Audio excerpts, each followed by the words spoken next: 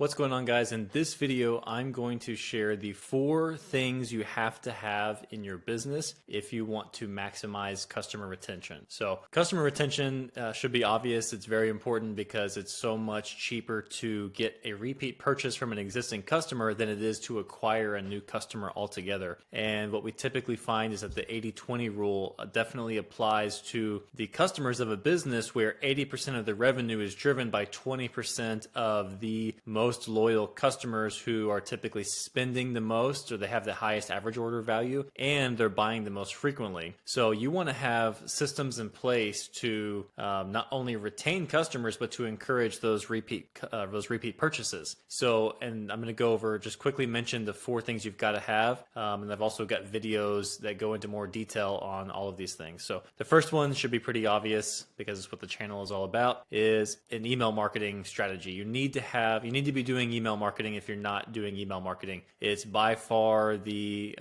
easiest, most cost-effective way to retain customers and to get repeat purchases and to drive up the lifetime value of your customers. So I've got a ton of videos on how to get started, whether you're looking at the automation side or the ongoing email campaigns that you're sending out. But if you are starting from scratch, I would say that the first place you want to look at is getting some of the automated flows in place for your business, especially the flows that are directly tied to your sales process. So making sure you have a good welcome series, a good entry point for someone to get on your list, even if they haven't made a purchase yet. And then also some of those automated flows based around your sales process. So abandoned checkout, abandoned cart, browse abandonment, and post-purchase. Those are all necessary flows you want to have to not only encourage more sales, but also to deliver a good customer experience for people. And then from there, once you've got that set up, then you'll want to move on to sending emails on a regular basis to your list to keep them engaged and to continue to generate new sales on a weekly, monthly, however often you're sending basis. So that's going to be the foundation, is email marketing. And then everything else that we talk about here really is going to branch out from email marketing, because you can use email marketing, and you should be using email marketing to promote these other programs and to get people into these other programs. And also you want to sync up what you're doing with all 4 of these programs. So the second thing is SMS marketing. A lot of business owners have been neglecting SMS largely because of our own biases. You might think it's too invasive. You might think it's annoying, whatever the case is. But the facts are that people actually enjoy SMS marketing. So there are a lot of buyers out there who actually prefer SMS marketing over email marketing. The catch here is that people are more picky about which brands they will allow access to their phone for SMS marketing. So what we find is that the people who opt in for SMS tend to be the people who are by far the most interested, and they are the best customers or the best potential customers that you could have. So you definitely want to have that program in place, and you want to really take a similar approach as with email marketing. You can have some automated flows set up with your SMS, and then you also want to be sending out SMS campaigns on a regular basis as well. So, and then once you've got those 2, that's going to really drive the bulk of your repeat sales and really help retain customers and drive up customer lifetime value. But then from there, there's 2 other programs, and this is where I really see a lot of businesses fall short. So most businesses will be doing some level of email marketing. A much smaller percentage of people will be doing SMS marketing. Then from there, a loyalty program. That's the next thing you want to have in place. And a lot of brands are neglecting this, and they're missing out on a major opportunity for repeat sales, customer retention overall, and also just providing a better customer experience. Because there is a lot of research out there that shows that customers prefer brands that have good loyalty programs, and they're also more likely to recommend your brand to someone else if you have a good loyalty program. And part of that is that even though consumers aren't as loyal to a specific brand as they used to be, they care more about the relationship between the consumer and the brand than they have in the past, meaning that it might be easier for another brand to win them over than it ever was in the past, which also is good news for you because it means it's easier for you to win them over from someone else. But you have to work a little harder to maintain that relationship now and put in a little bit more effort than you did in the past, because people aren't going to stick with your brand only because you're the brand they've always done business with. You need to make it a better experience for them, and a big part of that is having a great loyalty program that has multiple ways that they can earn points, and going beyond just getting points back for money that they spend, although that's going to be the main driver. And then also having multiple multiple ways that they can redeem their points. And ideally you have tiers where they move up into higher and higher tiers until they get to the highest VIP status, and that the benefits continue to improve as they move up, and they get